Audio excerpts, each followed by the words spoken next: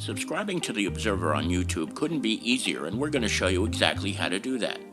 First, navigate to www.youtube.com/TheObserverNJ. Once you get there, all you need to do is hit the subscribe button.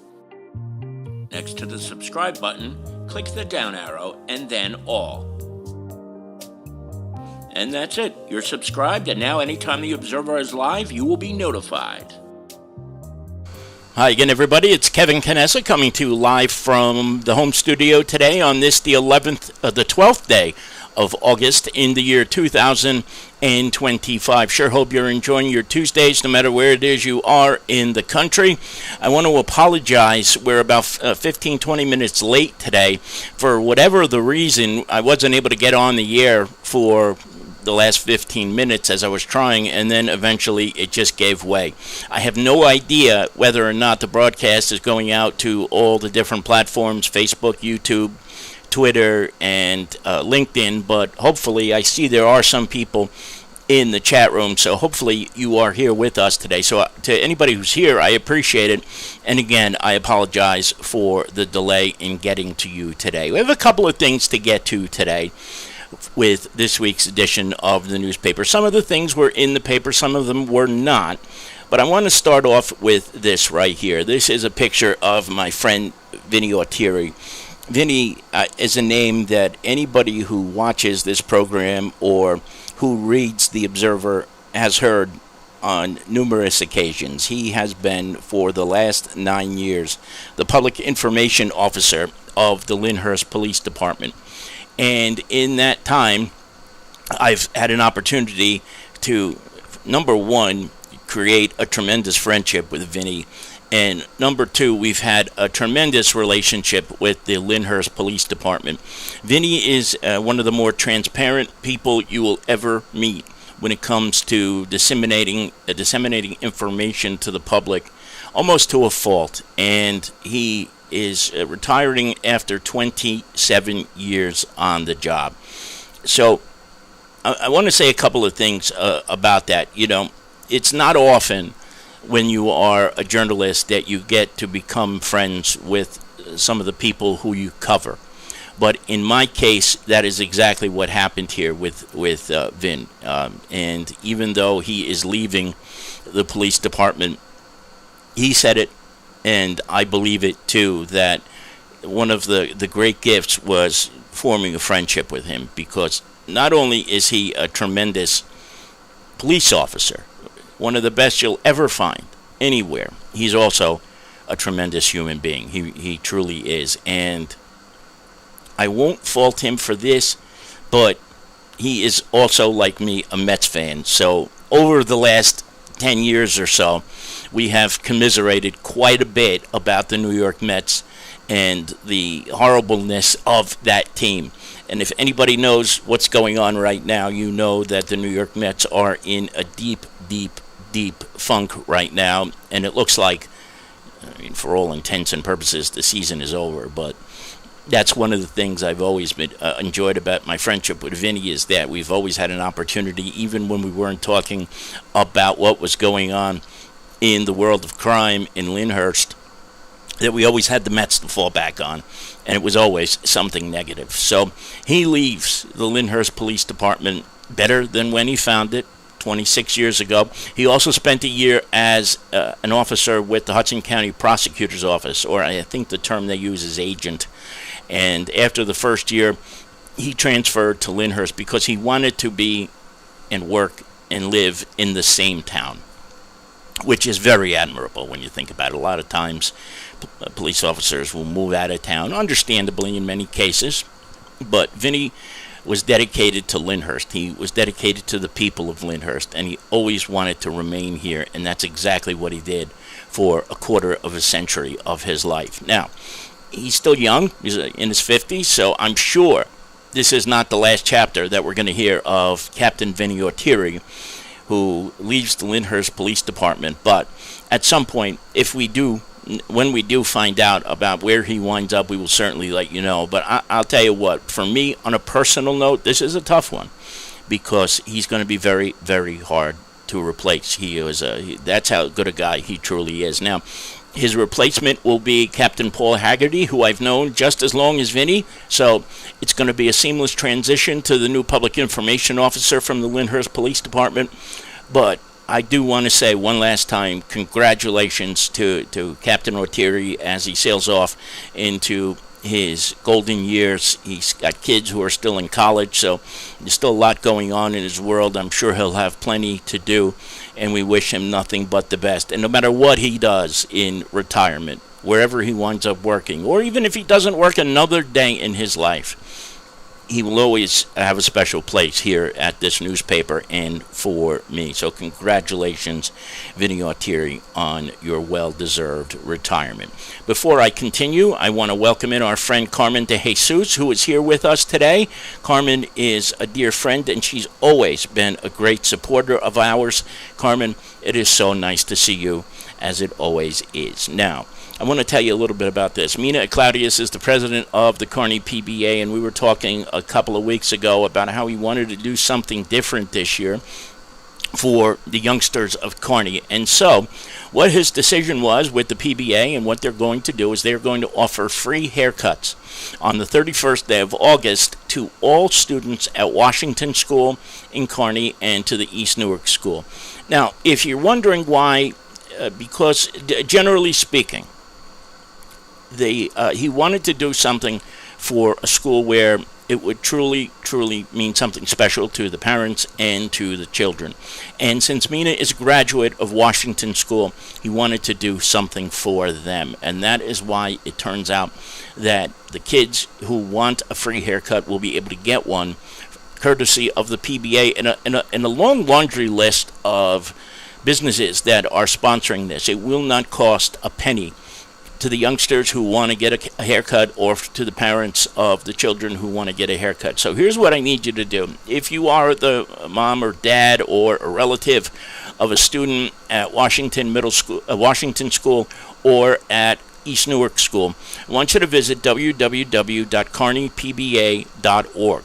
The reason why you need to go there is because there is a registration link. First, what you got to do is scroll down a little bit to about halfway down on the site, and there's a calendar of events. And when you look at August 31st, you will see PBA free haircuts for students of Washington and East Newark schools. Go down there, click on it, and then register your child in order to make sure that they know how many people to expect that day. Now, they will tell you once you register what your time frame is and where you'll have to go to get your haircut. It's not a choose your place and go wherever you want type of thing. There will be certain locations and a certain number of slots available for anybody who wants to get these haircuts done, because there are a whole bunch of haircutters who are getting involved in this. So you can't really choose where you go. They will choose it for you, and I'm pretty sure they're going to tell you what time you're going to have to go to. But this is a tremendous program that Mina came up with. You know, sometimes we fail to, at least I do, I fail to remember all the great things that the PBA does in Kearney especially. That's not to say it doesn't happen in the other police departments in the towns that we cover, because they certainly do. But Mina has gone above and beyond the call of duty as the president of the Kearney version of the PBA, and this is such a unique thing. I don't know if I've ever heard of a PBA offering free haircuts to students at two schools in two different towns, no less. So a cap tip to Mina for coming up with this idea. It's out of the ordinary, it's completely different, and it's a good thing for those kids who could probably use this, and it's one less expense that parents are going to have to worry about as we get closer to the start of the new school year, which is just mind-boggling in and of itself that it's August 12th and we're just a couple of ways from schools reopening. And I gotta be honest, I love when the schools are closed because it makes it a lot easier to get around town, especially in the afternoon. But well done, Mina Claudius and the Kearney PBA for coming up with this, what I would say is just an absolutely amazing idea. Now, this was from the other night on August 5th. It was National Night Out across the country. This was at the Kearney National Night Out. This is when I had just arrived. As I walked up, I saw Mayor Carol Jean Doyle, Melanie Ryan, the Deputy Mayor, Councilman Jerry Facito, and Police Chief Scott McPhee right there, so I grabbed the picture right away when I got there.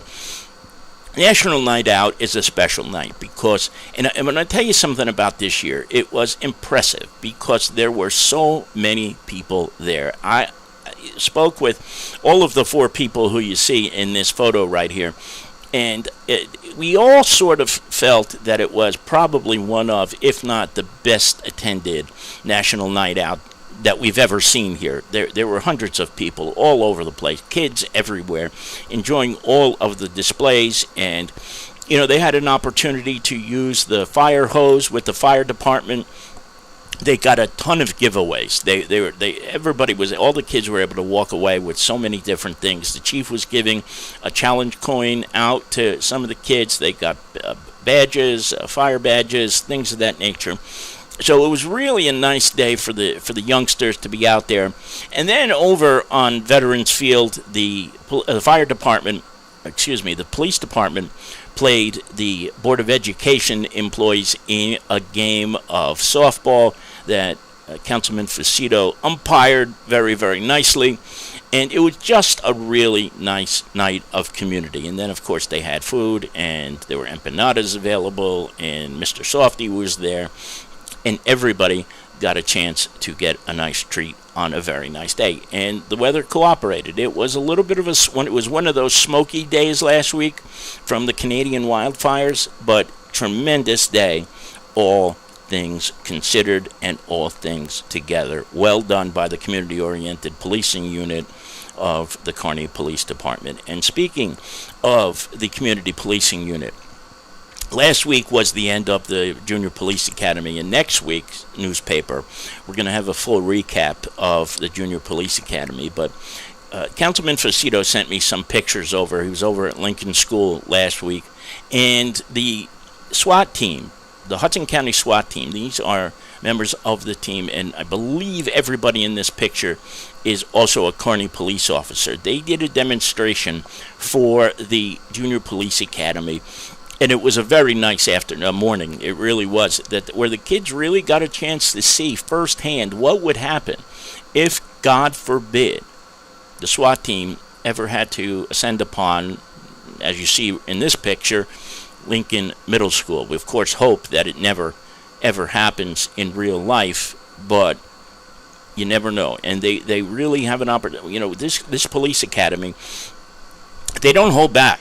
The kids are exposed to things that could really happen in this world.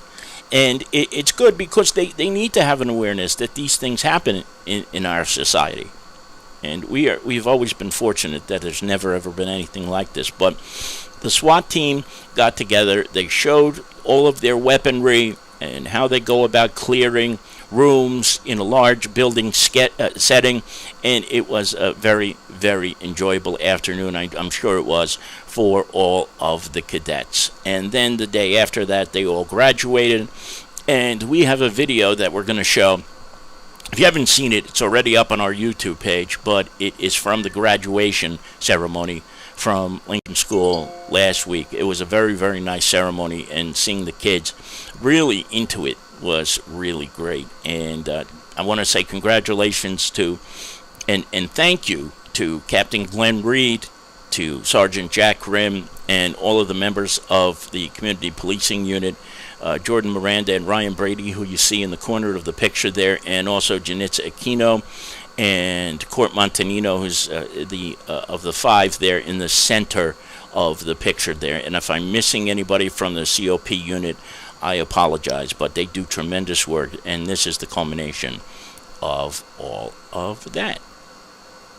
So, believe it or not, that's it for today. And again, I apologize for being late getting on the air today. Sometimes when you use a program that drives a broadcast to different locations, because we broadcast to YouTube primarily is where we wish people would watch more, but also to Facebook and to Twitter and to Twitch and also LinkedIn. Sometimes there are technical difficulties. This was out of my control, but we were able to get through this broadcast nonetheless. We will be back on Friday with Tony Mondero of the Harrison Weather Center to talk about the weather for the weekend.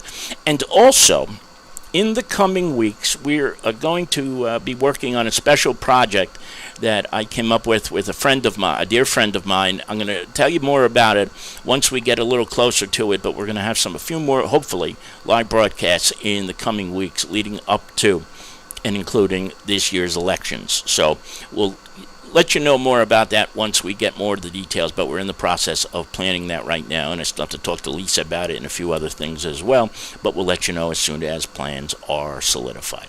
So, from the home studio, Kevin Canessa signing off for now, and we hope to see you back here again very, very soon, but we will see you for sure on Friday. Take care, everybody. Enjoy the rest of your Tuesdays. Bye-bye.